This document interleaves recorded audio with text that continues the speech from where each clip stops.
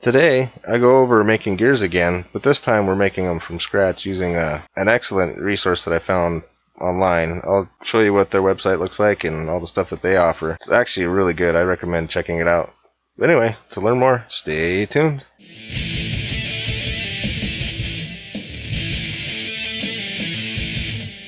Hey everyone, this is Kevin with Inventsmark, and today I'm going to be going over something that's a little bit different. It's gears, and I found this website. It's an excellent resource for blender modeling for gears of all different types. They have their own tutorials on here, and they're all pretty good, but they're all with a robot voice, and it's kind of hard to follow a little bit in some spots, and certain things, the settings that they have in Blender are a little bit confusing. But to help kind of explain how their calculator and everything works, I'm going to go ahead and make a gear with their calculator, just kind of show how it works.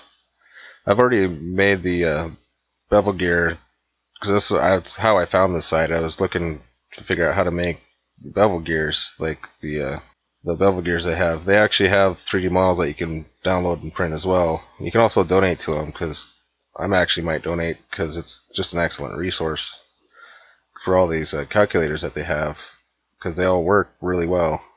Every one I've used so far, the model comes out perfect if you follow the tutorial. And today I'm just going to be making the basic standard gear like this. It's the Involute Gear. What it does is when it meshes together, the gears kind of run really close together, and they sync up really well, and they're really smooth action. And the calculator here, basically all you need to do with the calculator is you put in the number 1 for this. I don't know what the different modules mean. Number of teeth that you're going to be using, I'm just going to be using 12. That'll work. And then you just press calculate, and it gives you all the information on the gear and everything that you need for Blender. And I'm just going to go ahead and make a model with this, just to kind of show how this works, how I interpret it to work anyway. But it does work out the way I do it.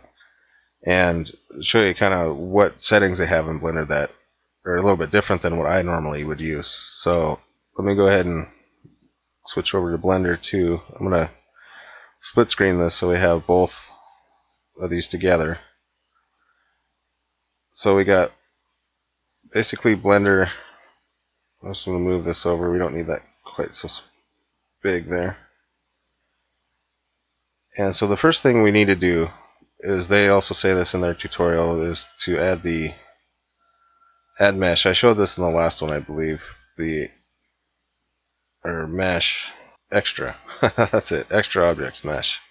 Make sure that's selected, because the function that we're going to be using, or the shape that we're going to be using, is actually a math function, and it's the XYZ math surface. This is kind of a parametric modeling in a way, and when you do it, it comes up with this setting. Actually, I'm going to delete that. And another trick I learned from their tutorials is Shift C puts the cursor automatically in the center instead of going Shift S, cursor to center. You just do Shift C and it moves it to the center automatically. That'll come in handy a lot. I've actually been using that quite a bit. I didn't know about that. Simple shortcut there. See, even after using Blender all these years, I'm still learning new stuff.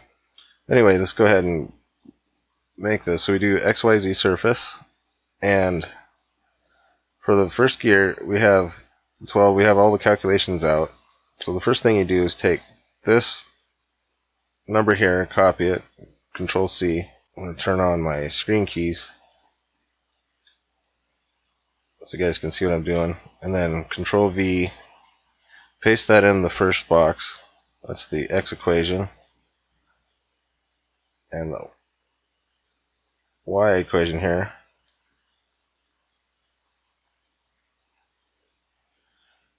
Click that there in that box. The next one we need is the U max.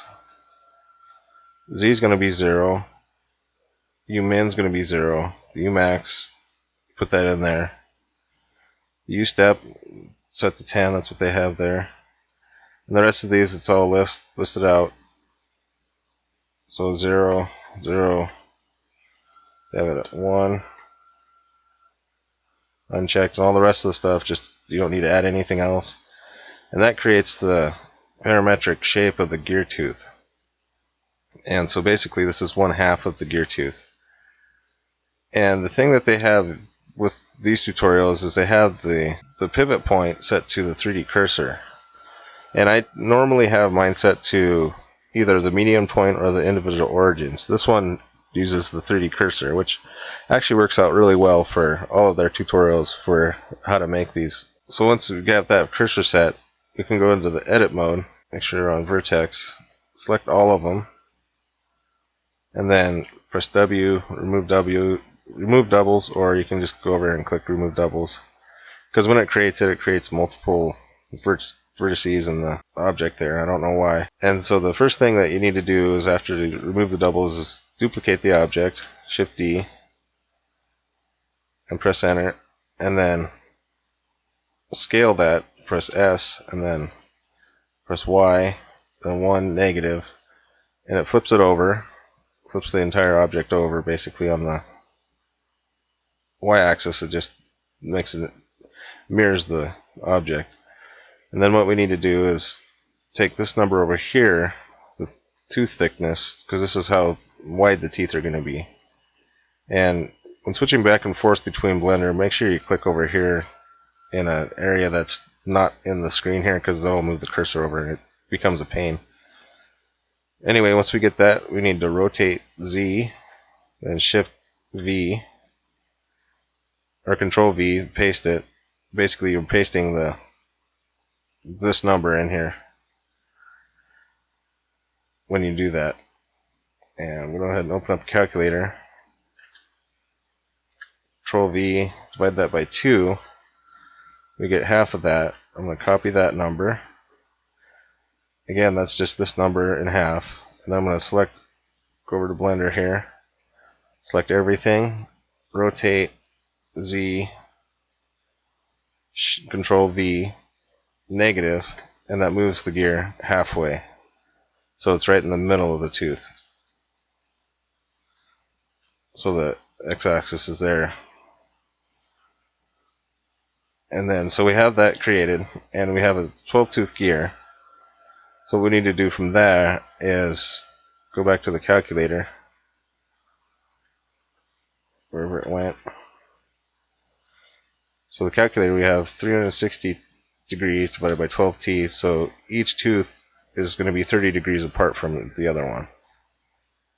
And so if we come over here, duplicate the tooth, rotate Z 30, and then you can either just rotate that one negative 60 because it's double that number, or just go back to this one, select that one, duplicate, rotate Z 30 negative, and it creates the next two teeth. And the next step we need to do is make the arch here. And this is a pretty creative way to use the spin function. It's over here in the main tools tab. Now that we're done with this, we can move this back down to normal.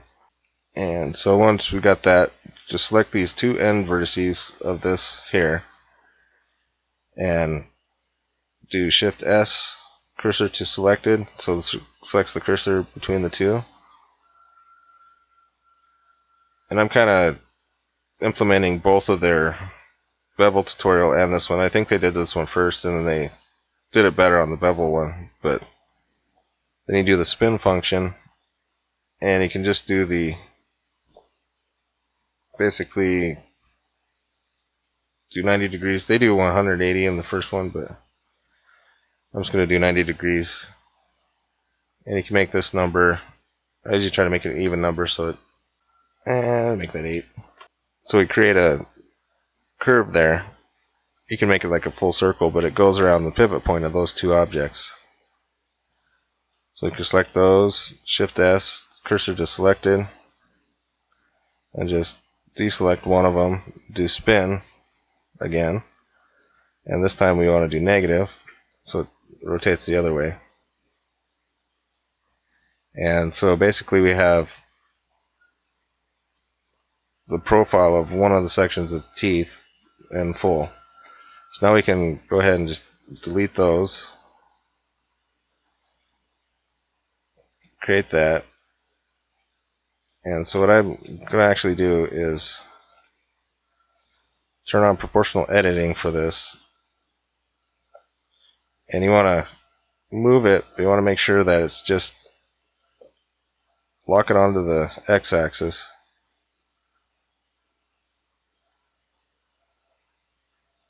And move it a little bit back, because I know this from doing this previously just to test it out. This needs to be a little bit deeper than a normal otherwise gear.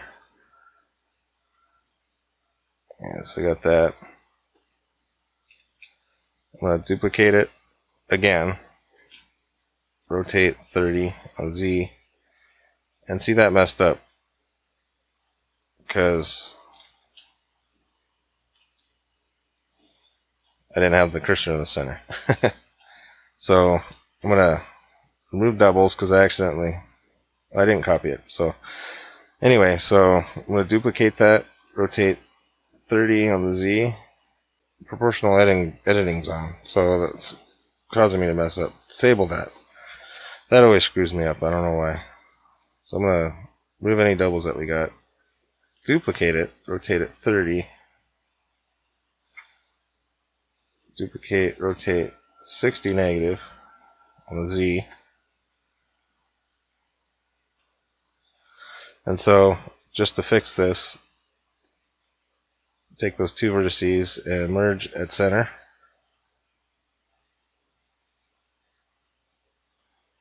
And for some reason we got duplicates there.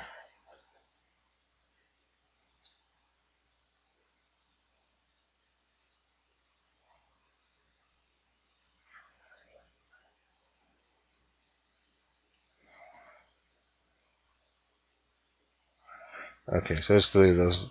Normally you shouldn't have those. I just had several different issues with that. So anyway, so we got all of those set. And so now every time we duplicate this, it's going to go around 30 degrees. It's going to match up perfectly like it needs to. And I'm just going to delete those vertices.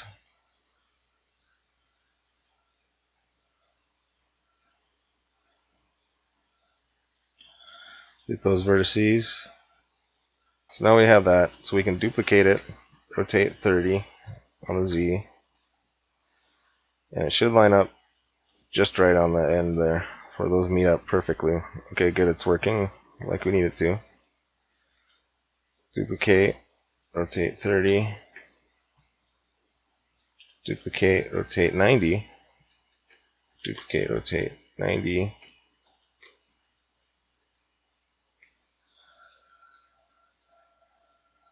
remove all doubles. We got doubles because each one of those around the 12 different points all overlap, so now we have pretty much solid inner circle. It should be anyway. Not sure why it's not lining up like it needs to be.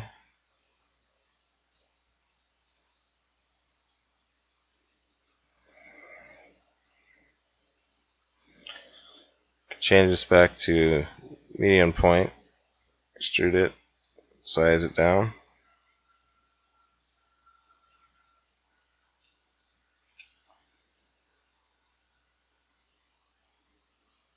Extrude it, go either way, and remove doubles, make sure it's all good. So basically we have the gear made pretty much just simply just exactly how it needs to be. And so we have that there. So I'm actually going to go ahead and make a second gear. Actually, I already made a second gear. I'm just going to duplicate this and move it to layer 1 just to kind of show how these match up. So this gear is 12, and this gear is 40.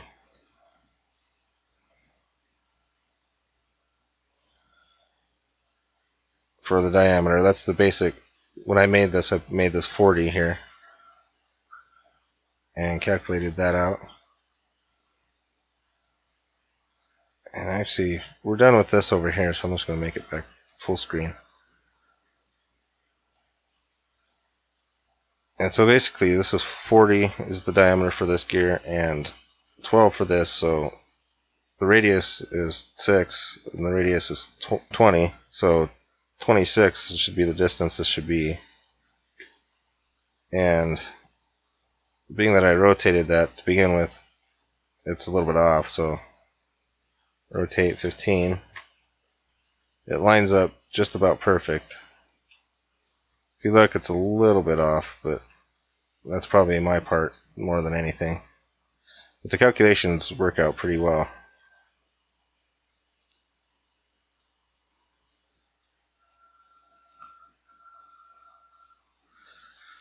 And so when the gear rotates, it lines up just about absolute perfect on everything. So it meshes really well.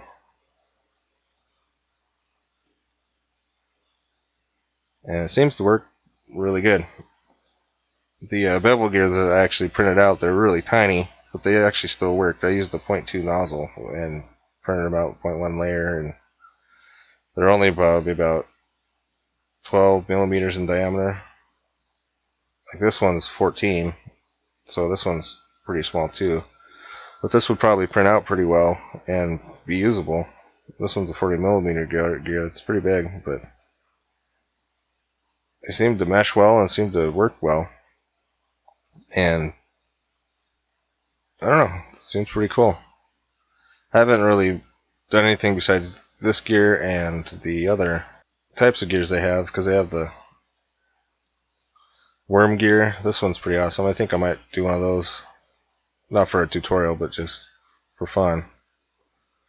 They have the internal gear, and this wobbly gear is also really cool. And this is the Hypoid Gear. It's basically let me see here.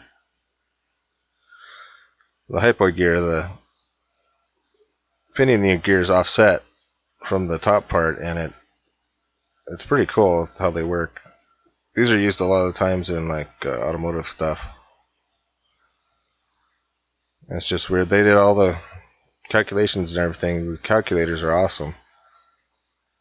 And their tutorials are pretty good. They're a little bit hard to follow, but you just got to remember to make sure that you're in 3D cursor mode. Because when you're in that mode, everything you do rotates around the 3D cursor instead of the individual origins where it move around its own pivot point or medium point. It'll pivot around wherever the two are selected or just the one object is selected, usually on its pivot point. And with the bevel gears, it really works well too. Oh, and another cool trick that they have in the tutorials is the selecting different things. And Shift G can just do length, and it selects all the edges on here. And Shift B to, not Shift B, Control B to bevel the edges. You can select it and make it however many you want, and make it as big and small as you want. Just to make the gears look a little bit nicer. Shift G, length. Control B, bevel. Just to give it a little bit of a more of an added nice touch to it.